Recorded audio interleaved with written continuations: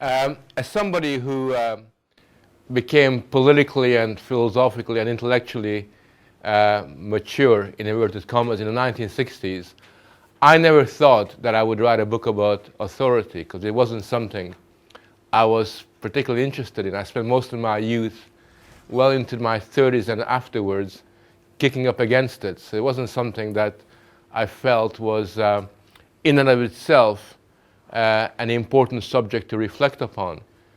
But I think what happened to me is that it's something that kind of crept up on me as an issue, mainly because of some of the work that I was carrying out in a number of other areas.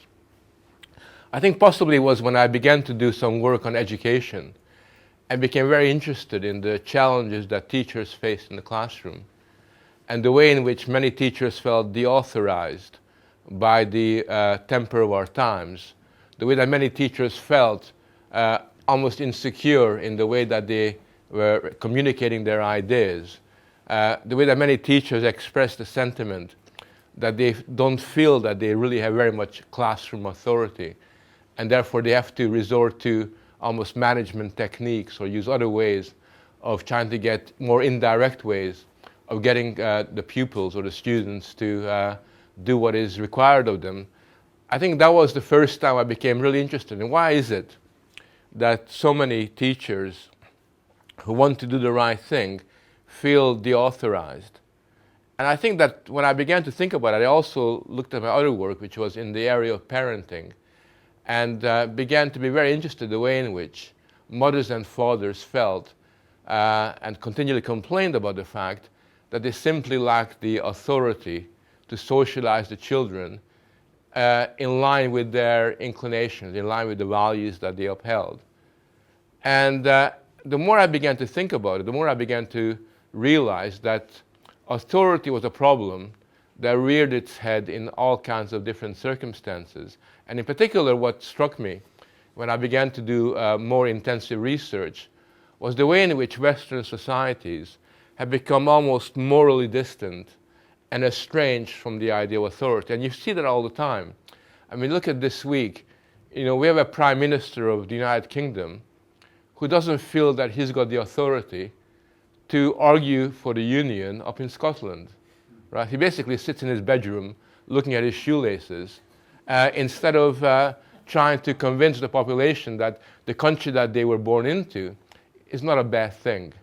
You know, that somehow this is something that he ought to do. He outsources his authority, which is what we're doing all the time, to other people. Let these other people argue the case.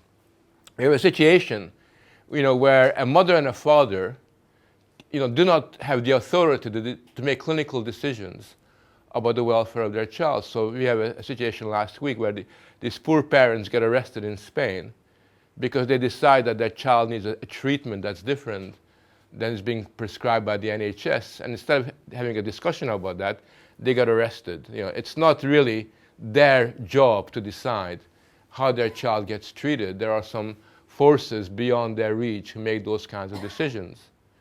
And what I'm really getting at is that we're at the very least confused about who's got authority over what. And typically in our world, people feel very, very disoriented about behaving authoritatively. Indeed, authority has got a really negative press about it. If you don't believe me, just Google the word authority, and almost immediately it becomes equated with authoritarian.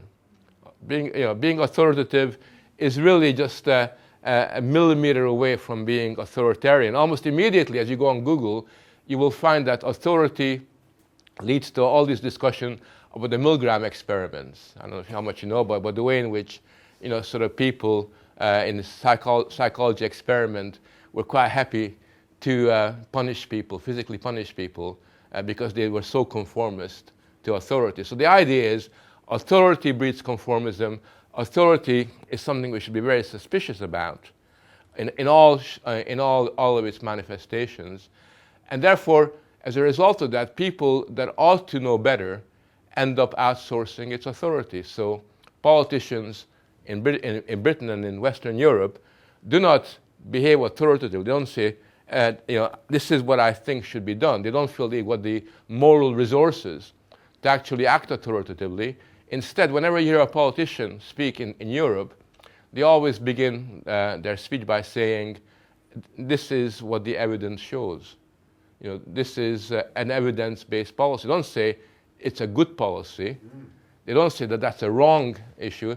The evidence shows, right? Almost immediately it's the evidence of science or the authority of science that's brought into the frame. Or alternatively, and I always think of this as a very good example of the way that our political class is really uncomfortable with authority.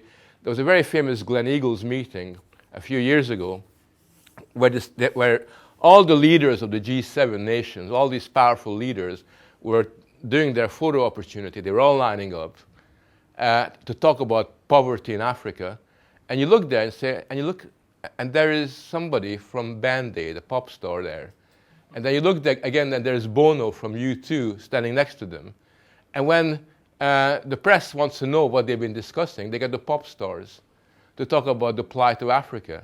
And you ask the question, well, who made Bono God? I mean, where does he get the authority from? Why is it that the politicians feel the need to outsource their authority, either to experts or to pop stars? Why is it that they themselves don't feel that they've got the resources to be able to do that? And in my book and in my research, what I argue is that the estrangement from authority of a teacher in a classroom or of a parent in the process of socialization is not a million miles away from the crisis of authority that we have at all levels of society, whether it's politics or the domain of culture. I was in America recently having a discussion with some priests and vicars about moral and religious authority, and it really struck me that in America what has happened in many Christian denominations is that if a priest wants to gain authority, the way you do it is not by speaking about God and demonstrating your theological insights. The way you do it is by getting a counseling degree and using the authority of therapy and therapeutics and the fact that you've got this very useful skill that you can talk to people and help them. That becomes the way in which your authority becomes ratified. And so this is something that I think we need to consider and discuss, because regardless of what your political or public views are, at the end of the day, authority matters. You don't need to be an authoritarian to know that a child, for example, needs the guidance and the inspiration and the leadership of their parents. They need to be directed in particular ways, whether it's how to cross a road or how to engage with more complex moral and ethical issues. We aren't just simply saying, well, let's ask somebody else. That's the authoritative role of the individuals kind of concerned. So I think the issue of being estranged from authority, of not really being able to act authoritatively, is something that you will find comes up in a variety of situations at all levels of culture and society. And that's something that one needs to consider, not because one wants to uphold authority uncritically or for its own sake, not that there is any intrinsic positive values in authority, but simply because without authority, without the exercise of authority, it's impossible to hold any of us to serious account. It's not really possible for a clear engagement to occur. Now, if you look at history, obviously authority has always been a problem. And from the beginning of time, authority has been contested quite rightly in a number of ways. People have always claimed authority on very different grounds. If you read, for example, Homer's Odysseus, you'll find that on the battlefields of Troy, you have Agamemnon being criticized for not being a good king. And people are saying, well, I'm actually a better leader than you are because on the grounds that I've proved my valor in battle. That's really what Achilles says. Nestor, who is an old Greek king, claims that actually I should have authority on the grounds of old age, because in those days, if you're old, that gave you authority over the young. And other people say, well, no, he should be the authority because he's got the king's rod. And anybody that holds the king's rod, they should be authorities. And throughout history, there's been different ways in which people have claimed authority. Throughout most of human history, both in the Western and the Eastern context, authority tended to have a foundation in religious and divine sources. It was the authority of God that endowed you with the ability to give direction, to be authoritative. There was a kind of spiritual, sort of religious kind of theme that related to that. Sometimes it would be the authority of tradition, the fact that we've done this over years and centuries, the fact that this is the custom in itself was a source of authority. And I think one of the things that has occurred is that with the passing of time, especially as we kind of moving into modernity, traditional and religious authority begins to be questioned quite rightly, in the sense that people begin to argue that nobody has got the right to claim authority unless they've earned it. And you find, for example, that in the Enlightenment, you have a different claim that the foundation of authority shouldn't be God, it shouldn't be tradition, it should be reason, something that you argue for, something that you kind of prove. And therefore reason and science becomes a new foundation for authority. And all the way to the 18th, 19th century, you'll find that differences in political and cultural outlook are often underpinned by contrasting foundational norms about what is the constitutional authority. That's really what they are often about. Now, it seems to me that one of the interesting things that we face today is not simply the questioning of authority, which I would argue is a good thing, because unless you question authority, you cannot have an idea of freedom. I mean, freedom demands that nothing is taken for granted. Freedom demands that we don't simply conform to what has gone on beforehand. It's based upon an active critical engagement with authority claims. I think what has happened in more recent times is that it's no longer the case that it's this authority that's questioned or that authority that's questioned. Increasingly, authority itself is seen as being negative. And my argument in my book is that today's reaction to authority is no longer motivated by the ideals of freedom. In other words, it's no longer an attempt to liberate and to free ourselves from unearned authority of tradition or the authority of religion. It's no longer an attempt to free ourselves from the authority of absolute monarchs. Increasingly, it's not freedom that kind of drives us to react against authority. It's got to do with the fact that we are no longer able to give authority, any kind of authority, any meaning. And that's a very important point. Now, we have to just take a pause for a second. I mean, what is authority? Yeah. I mean, the way that Hannah Arendt, the American or the German political theorist, puts it, authority is something that is kind of halfway between persuading somebody and forcing somebody.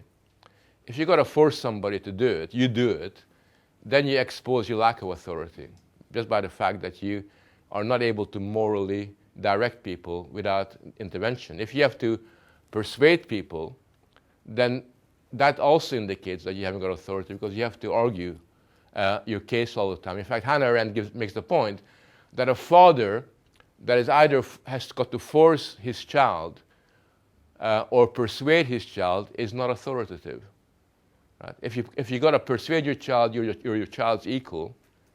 Right? If you got to force your child, then you haven't got the moral resources with which to give direction to your child, so that the child can see that what you're saying is in their best interest, and you kind of move along.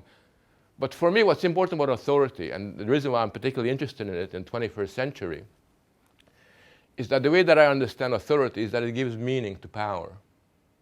Right? Authority gives meaning to power. It is through the meaning that authority lends to the exercise of power that people in a democratic society or people in an individual, personal, social relationship are able to make sense of what is being asked of them and act in accordance with them. And that's really why it's so important.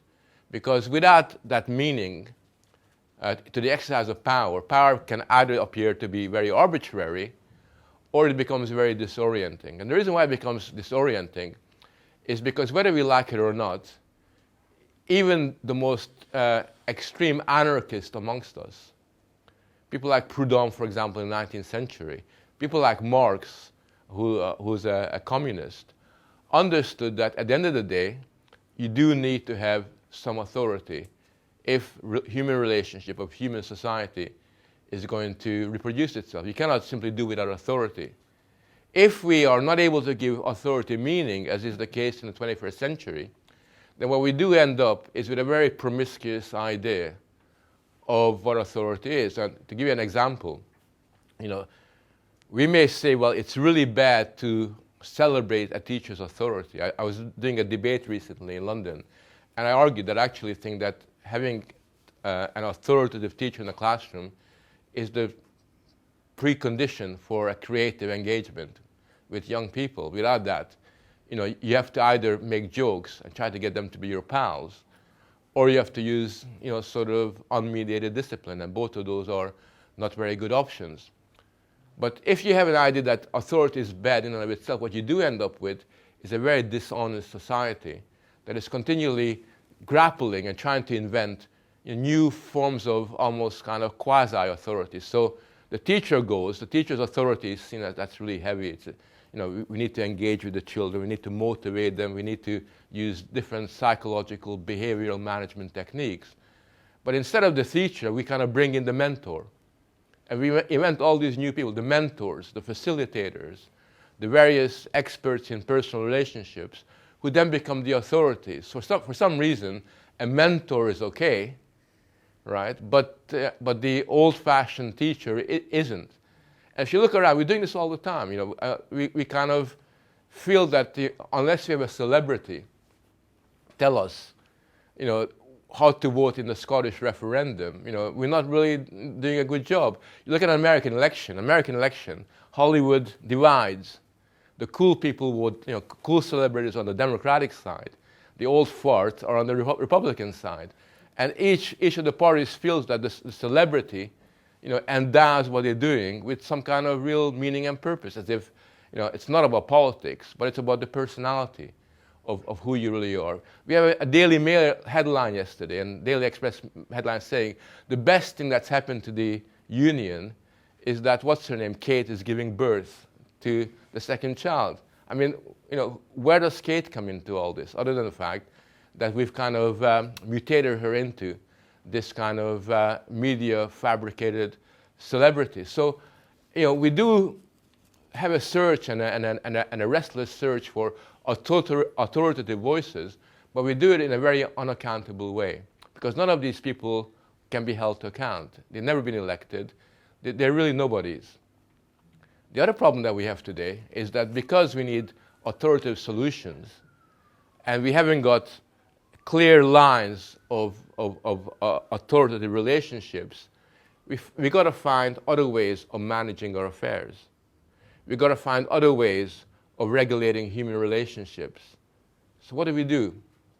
What's the solution that Britain or America or France or Germany has come up with to compensate for the absence of authority? What we've come up with as a solution in our society is rule-making. Right? We make rules all the time about everything. I used to think that the beautiful thing about modernity was that we broke away from the micromanaging rules of feudalism, where you had to address every person according to very carefully worked out words. You had to call certain people sir or lords or whatever. In French or in my language, Hungarian, we used tutoyer and vous and all the rest of that. Just very careful what you call people. We're doing the same thing again. We have very carefully fabricated rules. I don't know if there's anybody here from a university, but in my university, we have the kind of codes of conduct that would have been unthinkable, when I started teaching, where literally I cannot go to the toilet and take a piss without there being very clear lines of what am I supposed to be doing. And we have rules about the words that I can use. We have rules about how I'm supposed to be conducting my seminars.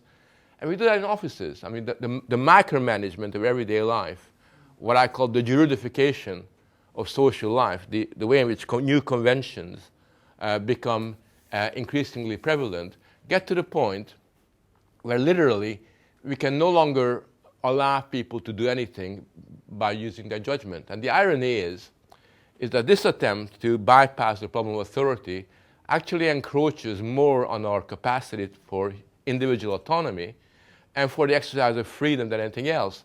I mean, I was in America recently, and I thought all these articles that I was reading about trigger warnings in universities was fabricated.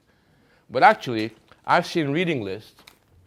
I was in Rutgers University, and I've seen reading lists given out by people in English literature, which basically have, sort of statements like, so Great Gatsby. Before you read Great Gatsby, you have to know it contains scenes of violence, domestic violence, and a whole number of other, sort of statements. So the idea that somehow these poor little 19, 20-year-olds cannot possibly read Great Gatsby without there being all these clear instructions to them, is actually a symptom of an era where we literally cannot leave anything alone without there being rules. And the trouble with rulemaking is that once you begin to make rules, it's got its own imperative. Rule makers, from a sociological point of view, never say, now we've got enough rules, we can now go to sleep and leave the world. They say, oh yeah, we made some rules. Now, what else can we manage? What else needs to be risk assessed? What else needs to be codified? And you find that rules just expand and expand and expand in all domains of human experience as a result of that. So we have a new concept in political theory, which is a new concept. If you had been an undergraduate, when I was an undergraduate, we never used the word governance. I mean, I never heard the word governance at all.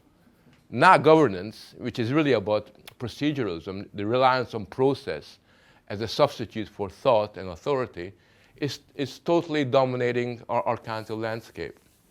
So that's basically the problem, as I say, that actually our estrangement for authority actually, and our reaction against authority, creates a dynamic that's far more authoritarian and far more suspicious of human autonomy and the exercise of freedom than the old-fashioned authoritarians were in the 19th century. That's the irony, and that's the paradox. So where does that leave us?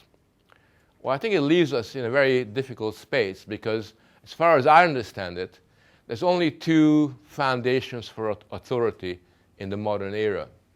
The first foundation is the one that we periodically use, which is that of science. The research shows. I mean, what we've done is we've kind of moralized science to the point at which it's no longer science. I mean, just pick up a newspaper, and every single day in the newspaper you say, research shows that children who don't walk to school become obese. ESRC has just given £1 million to prove what a child idiot could have told you beforehand. Or research shows, I mean, the number of research shows, just Google it, every single day, indicates that we cannot do anything on our own without the backup of some kind of evidence. So we have that, but I think that although science is really important, science alone cannot constitute the foundation for authority for a very simple reason, that the beauty of science is that it's inherently contested. And that's the nice thing about science. I know that some people would rather we didn't contest science, and people use the word the science to close down discussion, but science is inherently a focus for debate and discussion. That's what's nice about it, that science continually asks us to rethink the problem time and again. It's an experimentative project, which that's the great thing about science, is that it's always prepared to yield to new experience. So although it's useful as a way of providing a degree of foundation for the decision we make about our life, it's not the foundation on which authority can ultimately rest. And that leaves us with only one foundation for authority that we can abide by in the 21st century. We don't want to kind of organize our life on the basis of the authority of God. We don't want to organize our life on the basis of the authority of tradition or on the authority of custom or on the authority of celebrities and the charisma that those celebrities have. The only foundation on which a principled democratic society can develop authority is on the idea of popular sovereignty. It's actually on democracy, on the people. And the big secret is, and something that we very rarely acknowledge, is that we are very, very scared of popular sovereignty. We really don't like referendums.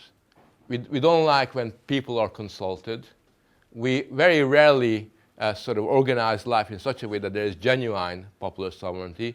We prefer feedback, and we prefer all those indirect ways in which people can be consulted. But popular sovereignty, and it's based in democracy, is the only foundation on which a modern society can go forward. One of the interesting things is that almost everything you read about popular sovereignty over the last 100 years is suspicious of it. I mean, the last book that I read that is genuinely, wholeheartedly, 150% behind popular sovereignty is Tom Paine. I mean, thank God Tom Paine existed, because there really hasn't been very much written since Tom Paine that puts forward an unambiguous, uninhibited defense of democracy. I mean, most of the books in political theory on democracy are about insulating the elites from democratic pressure. It's about distancing the institutions of the state about the pressures from kind of below. Now, I don't have an idea about what is the best way of giving meaning to popular sovereignty, because I think that's part of a debate and discussion. But if we're actually a bit more grown up in our attitudes about how we regard our public life, and if we take ourselves a little bit more seriously as parents, as fathers and mothers, or as teachers, or as just basically citizens in our society, then it seems to me that what we need to do is to develop a more authoritative sort of account about how the people can be rehabilitated in the 21st century, to give democracy a real meaning, one that is genuine democracy rather than the kind of pseudo way that democratic concerns are resolved in the technocratic, instrumentalist kind of public life that we have. And that's really what I'm trying to do in the book, is to raise that as a possibility. So although the book is a history of authority, it's really about pinpointing what is, it seems to me, the major gap in our public life, and something that none of us can evade, because it isn't simply about what they do up there in Westminster. It is something that impacts upon the most intimate dimensions of our everyday experience. Thank you.